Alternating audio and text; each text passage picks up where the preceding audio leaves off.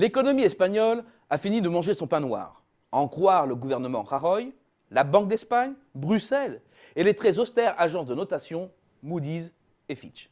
Sous-entendu, la politique de rigueur porte ses fruits. Et effectivement, certains indicateurs montrent que le pire est passé. La hausse de 0,4% du PIB au premier trimestre consolide ainsi le redressement entreaperçu depuis cet automne. 3 trimestres de hausse consécutive, du jamais vu depuis 2007, avant la grande récession. Sur sa lancée, la croissance espagnole montrait en régime et les prévisions voisinent maintenant 1% pour 2014 et 1,5% pour 2015.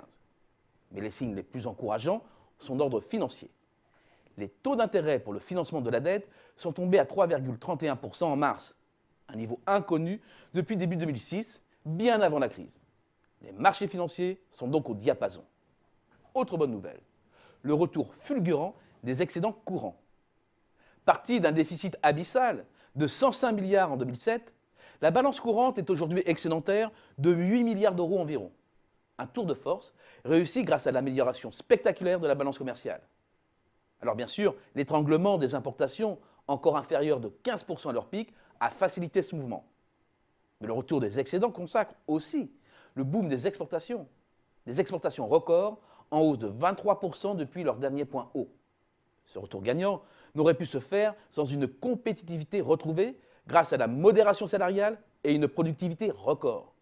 Mais une productivité obtenue par le bas, par une purge massive sur l'emploi. Autrement dit, par un écrémage de l'offre et non par une vraie relance de l'offre. Et c'est là que le raisonnement bascule. Le retour de la croissance et des équilibres extérieurs se paie socialement au prix fort. 3 chiffres résument la situation. Les 2 premiers sont sur le marché du travail. D'un côté, le nombre de chômeurs est en hausse, jusqu'à dépasser le plafond des 6 millions de personnes début 2013. Il diminue ensuite, en tendance, même si le mouvement perd de sa force en fin de période. Un mouvement de repli qui ne se voit pas dans l'évolution du taux de chômage, bloqué à 26%. Pourquoi une telle divergence ?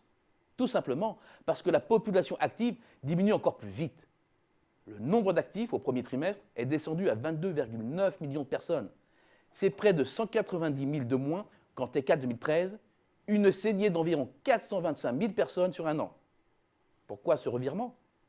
Parce qu'en peu de temps, l'Espagne, autrefois terre d'immigration, capable d'attirer les jeunes talents, est devenue une terre d'émigration, contrainte de laisser partir sa jeunesse, faute de lui assurer un avenir.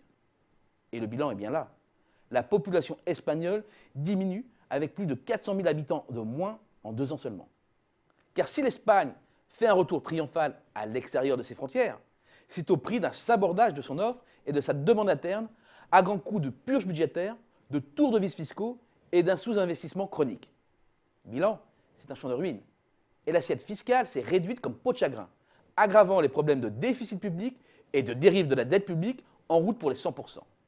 Et c'est tout le paradoxe. L'Espagne a su renouer avec une profitabilité et une compétitivité forte de ses entreprises. Mais son offre est toujours malade. Tout reste à construire.